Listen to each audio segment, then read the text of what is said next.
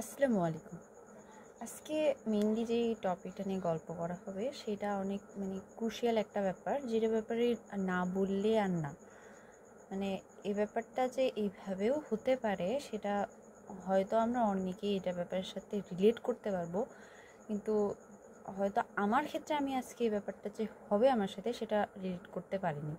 কারণ আমি আমার লাইফে দেখছি যে আমার এই 18 থেকে 19 বছরের লাইফে আমি দেখছি যে আমি এখন পর্যন্ত যতবারই জার্নি করছি এরকম সিচুয়েশনে আমার কখনো পড়া হয়নি। মানে এমনটা না যে আমি আজকে প্রথম জার্নি করতেছি, এটা আমার আগেও জার্নি করা হয়েছে। তো ব্যাপারটা হইলো মেইনলি এরকম যে আমি আজকে দিনাজপুর থেকে রুহে আসতেছিলাম। তো মেইনলি আমার 6টা ট্রেন ছিল, তো কোনো এক রিজনে আমি সেই ট্রেন মিস করি। তো আমার নেক্সট ট্রেন ছিল 8টায়। তো 8টা থেকে আমার রুইহায় আসতে প্রায় 1.5 ঘন্টা সময় লাগে। তো 8টায় যদি আসে তাহলে আমি মোটামুটি 9:30টার মধ্যে চলে আসি।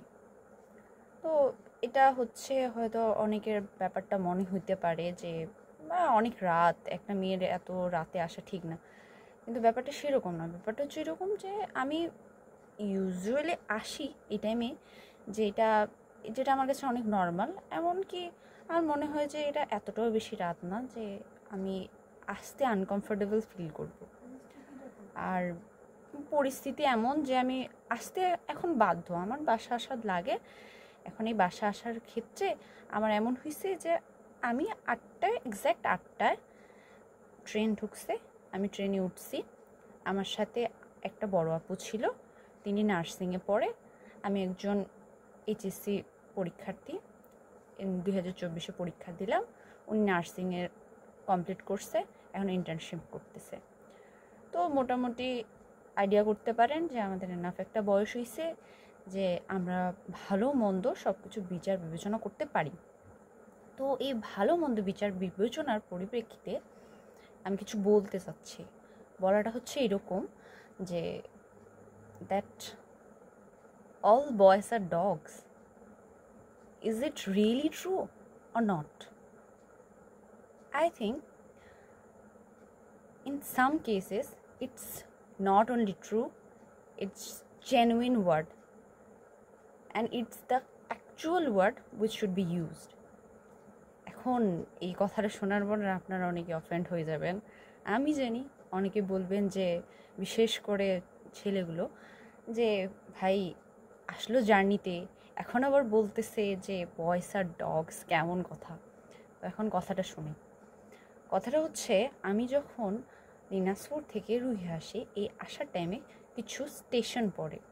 স্টেশনের মধ্যে পঞ্চগড় একটা স্টেশন, আমার হচ্ছে রুইহা যারা চিনেন, ঠাকুরগাঁ রুইহা বা পঞ্চগড় যারা চিনেন, পঞ্চগড় হচ্ছে লাস্ট এক স্টেশন। তো লাস্ট স্টেশনের আগে পরে আমাদের রুইহা। তো রুইহাতে আস্তে আস্তে আপনারা আইডিয়া করতে পারতেছেন যে রুইহাতে আস্তে আস্তে মোটামুটি ট্রেন অনেকটাই ফাঁকা হয়ে যায়। বলা চলে যে 30% মানুষ থাকে, 30%এরও কম থাকে, বিশেষ করে আরও রাতের বেলা। সেই জায়গায় আমি ধরলাম যে 20% মানুষ থাকে। তো এই 20% মানুষের বেসিসে তো আমি যে বগিতে উঠছি, পীরগঞ্জ থেকে অনেক মানুষ নামে গেছে।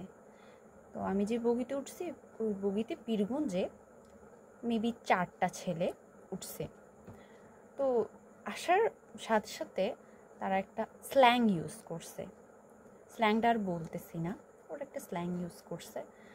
ইউজ করার পর ওরা এক্স্যাক্টলি বসে, আমি এবং আমার যে ওই সিনিয়র আপুটা ছিল তার আমাদের সামনের সিটে বসে। তো বসছে, ঠিক আছে। বসার পরে তারা প্রথমেই নিজের পাগুলো আছে সেগুলো একেবারে কমফোর্টেবলভাবে বসে। আমি সেটা তো আনকমফোর্টেবল ফিল করতেছি না।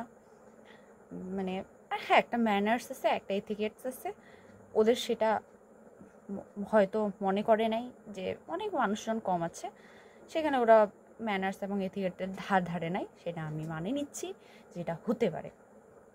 অ্যান্ড সেকেন্ড যেটা ব্যাপার, সেটা হচ্ছে আসার পরে ওরা স্ল্যাং ইউজ করছে, পা তুলে দিছে, ঠিক আছে, ওরা ফ্রেন্ডের মাঝে করতে পারে, স্টিল আমাদের একটু আনকমফোর্টেবল ফিল হয়েছে, বাট ওরা করছে ফ্রেন্ডদের মাঝে, এটাও আমি মানে না। তারপরে ওরা 2-3 বার সেলফি তোলার চেষ্টা করতেছে। তো সেলফিটা ওরা এমনভাবে তুলতেছে যেন ওদের ক্যামেরাতে আমাদের পিকচার ক্যাপচার হয়। এখন এমনটা না যে হচ্ছে পিকচার তোলা একটা খারাপ জিনিস, ঠিক আছে ওদের পিকচার তুলুক, সমস্যা নেই, কিন্তু একটা আছে হাবভাব আছে, যেই ব্যবহার আচারটা দেখে বোঝা যায় যে ওই মানুষটা আমাদের আনকমফোর্টেবল ফিল করাচ্ছে। এখন এই ব্যাপারে মেবি অনেক ছেলে বলতে পারে যে এটা কেমন ধরনের কথা, ছবি তুলতে পারে, কিন্তু ওরা এমনভাবে ছবিটা তোলার চেষ্টা করছে যেন আমাদের পিকচার ওদের ফোনে আসে এবং ওরা এটা খারাপভাবে ইউজ করতে পারে। এখন এই ব্যাপারটা যেসব মেয়ে এইসব সিচুয়েশনের মধ্য দিয়ে গেছে তারা মেবি এই ব্যাপারটা রিলেট করতে পারবে যে আসলে কাহিনীটা হচ্ছেটা কি। মানে ওই টাইমে এমন অবস্থা যে ওই বগিতে মেবি আর 10 থেকে 12 জন মানুষ ছিল, সবগুলোই ছেলে ছিল, তার মধ্যে একটা মেয়ে ছিল, আমরা 2জন মেয়ে ছাড়া আরও একটা মেয়ে ছিল। তো আমাদের দুজনের সাথে এরকম হয়েছে। তখন আমরা দেখতে শুরু করলাম যে আমাদের আর কি ব্যাপারটা খুবই আনকমফোর্টেবল ফিল হচ্ছিল, যে মনে হচ্ছিল যে হয়তো আমরা কোনো প্রবলেমে পড়তে পারি। এখন এরা বুঝতে পারতেছেন যে কী টাইপের প্রবলেম আমি ইন্ডিকেট করতেছি, যে এতটাও আপনারা বুঝ না। তো সেই প্রবলেমের কথা ভাবে তখন আমরা ওই সিট থেকে দেখতে শুরু করলাম দাঁড়ায় যে কোথায় আমরা যাই বুঝতে পারি। তখন ওই যে আপুটা ছিল আমরা ওনার কাছে যাই বসলাম, আপুটাকে বললাম যে আপু আপনি একটু সাইড হয়ে যান দেখি আমরাও বসি। তো উনি প্রথমে বুঝতে পারে নাই, পরে যখন ওখানে যাই বসলাম, তো ওখানে বসার পর তার কিছুক্ষণ পর দেখি যে ওই 4টা ছেলের মধ্যে 2টা ছেলে রীতিমতো বসার সিটে উঠে দাঁড়ায় চিল্লাচ্ছে। মানে এমনভাবে চিল্লাচ্ছে যে ওরা নিজেরা কথা বলতেছে, বাট এমনভাবে চিল্লাচ্ছে যে ওরা ইনডাইরেক্টলি আমাদের মানে ভয় দেখানোর চেষ্টা করতেছে, বিশেষ করে আমরা যে 3টা মেয়ে ছিলাম। তো এখন এই জায়গায় আমার যেটা সবথেকে বেশি খারাপ লাগছে কোন জায়গায়, যে এতগুলো মানুষ ছিল, মানে এতগুলো মানুষ যদিও ছিল না, ধরলাম 10 জন মানুষ ছিল ওখানে, 10 থেকে 12 জন তো ছিল একটা বলতে, আমরা যেটাতে ছিলাম। তো ওই 4টা ছেলের বয়স অ্যারাউন্ড আমাদের থেকে খুব বেশি বড় যে তেমনটা না। তো ওদের ক্ষেত্রে এখন মানে আসলে কি মানুষগুলোর মানে আমরা যে আনকমফোর্টেবল ফিল করতেছি তারা কি বুঝতে পারতেছিল না? অবভিয়াসলি পাচ্ছিল, কিন্তু তারা সেই জায়গায় কিছুই বলতেছিল না, তারা জাস্ট মানে দেখেছিল। মানে আমি বুঝতেছিলাম না যে আপনারাও একটা ছেলে মানুষ, আপনাদের বাসায় একটা ফ্যামিলি আছে, আপনাদের মা বোন আছে, হয়তো আমাদের মতো আপনাদেরও ফ্যামিলির সাথে কোনো ফ্যামিলি মেম্বারের সাথে কখনো না কখনো এরকম হয়েছে। তো আপনারা সেখানে তো অ্যাটলিস্ট বলতে পারতেন, অ্যাটলিস্ট একটা ধমক দিতে পারতেন। আপনারা তো বয়সে বড় ওদের থেকে, অ্যাটলিস্ট একটা ধমক দিলে অ্যাটলিস্ট আমাদের এত আনকমফোর্টেবল ফিল হইতো না, আমাদের আনসেফ ফিল হইতো না। এমনটা না যে ওদের কারণে আমরা শুধু আনসেফ ফিল হচ্ছি, আমার মনে হয় আমরা কিছু জেনারেল মানুষের জন্য আনসেফ ফিল করি মেয়েরা বিশেষ করে। আপনি একটা ধমক দেন বা আপনারা 2জন মানুষ যদি উঠে ওদের চিল্লায় উঠেন, তাহলে কিন্তু আমাদের আর কোনো কিছু করার লাগে না। ওটা তো ঠিক আছে। আরেকটা কথা যেটা না বললেই নয়, ছেলেদের তো দোষ আছে, ছেলেদের ফ্যামিলিদের আমি বলবো সব থেকে বেশি দোষ আছে। কেন বলি, আমাদের প্রচলিত কিছু জিনিস আছে, প্রচলিত জিনিস বলতে কি আমরা মনে করি যে আরে মেয়েদের বাসায় আটকায় রাখবো, বেশি রাতে বের হবো না, তাহলে মেয়েরা সেফ থাকবে। আসলে কি সেফ থাকবে? দিনের বেলা কি কাহিনী কোনো এরকম অঘটন ঘটতেছে না? ঘটতেছে, ঠিক আছে, আমি মানতেছি রাতের বেলা বেশি ঘটতেছে, কিন্তু এখানে মেবি আপনাদের ফ্যামিলিদেরও উচিত যে মানুষকে এটা বুঝানো, মানে বিশেষ করে ছেলেদের বুঝানো, বিশেষ করে মাদের বুঝানো যে আমিও একজন মেয়ে, আমারও এই ব্যাপারটা খারাপ লাগে যে কেউ আমার সঙ্গে খারাপ বিহেভ করে বা আমাকে খারাপ ইন্ডিকেট করে, খারাপ কথা বলে, মানে আমার আনকমফোর্টেবল ফিল করায়, বা ওর বোনকে বলা উচিত যে আমার আনকমফোর্টেবল ফিল করায় এই জিনিসটা, যেটা তুমি অন্যদের সাথে করতেছ, আমারও সাথে কখনো না কখনো এরকম হয়েছে। সেই কারণে আমার মনে হয় এটা ওদের জানানোর দরকার। এমনটা না যে মেয়েদের আটকায় রাখলে হবে, ঠিক আছে মেয়েদের সেফটির জন্য আপনারা আটকায় রাখতে, আমি এটাতে অস্বীকার করতেছি না। তার কারণ কি আপনাদের চিন্তা ভাবনা জায়েজ আছে, কারণ আপনি ভালোটা চিন্তা করতে পারেন, কিন্তু আপনারা ওই যে ছেলেটাকে মনে করেন আমার তো মনে হয় না যে ওই ছেলেদের কোনো খুব আর্জেন্ট দরকার ছিল যে ওদের ওই জার্নিটা করা।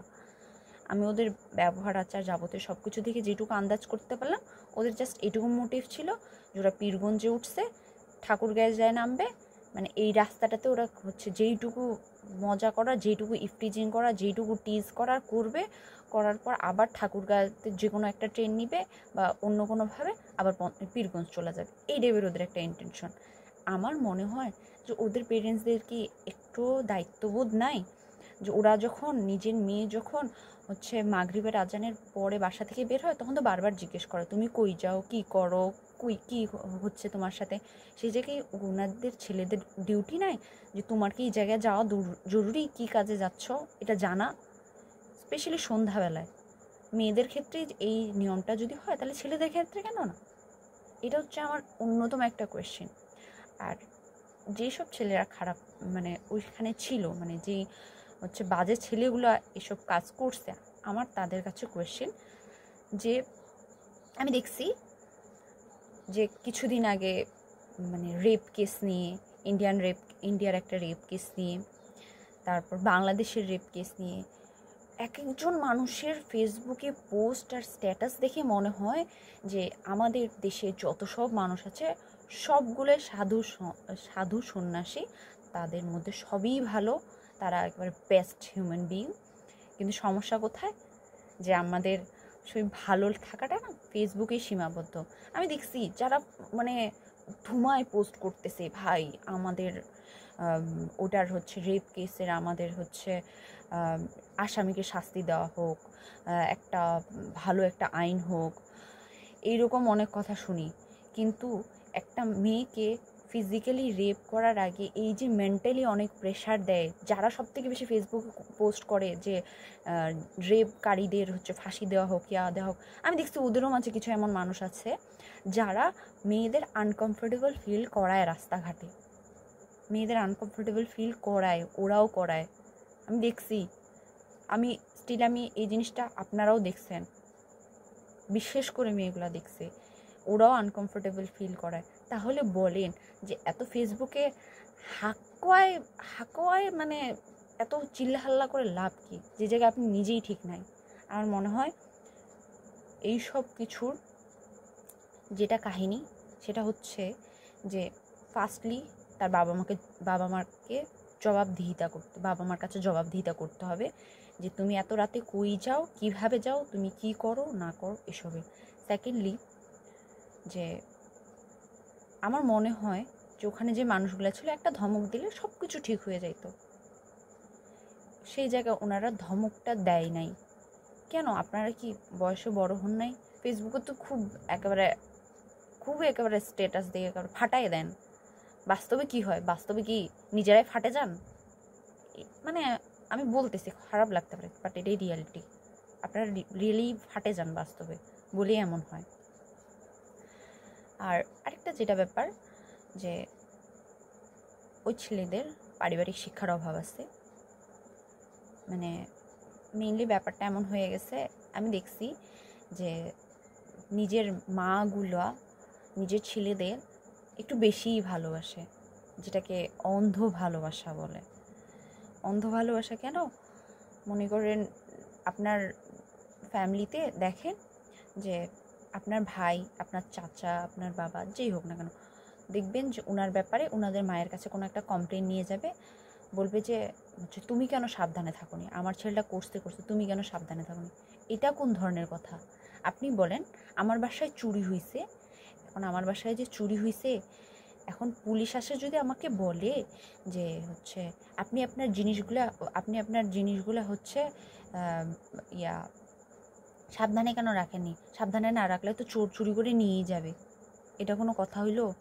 তারা চোরকে দোষারোপ না করে আমাকে দোষারোপ করতেছে যে আমি কেন সাবধানে রাখিনি। আমি যতই সাবধানে রাখি না কেন, কারো যদি চুরি করার ইন্টেনশন থাকে, কারো যদি চুরি করার মনোভাব থাকে, সেই মনোভাবটাকে সহজে চেনা যায় না, এটা বাস্তবতা জীবনের। সেখানে আমার মনে হয় যে এগুলা মানে দেখা দরকার।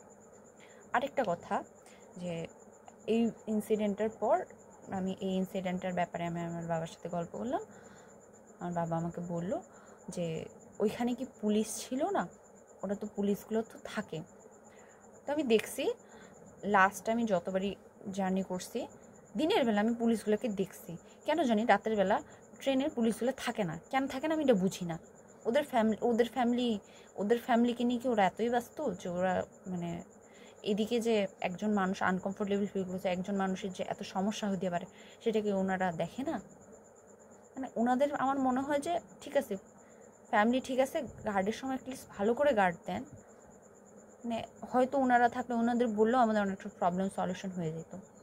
তো লাস্টে যেটা কথা যে আমাদের প্রবলেমটা সলিউশন হইলো কেমনে, আমরা তো সেই টাইমে অনেক আনকমফোর্টেবল ফিল করতেছিলাম।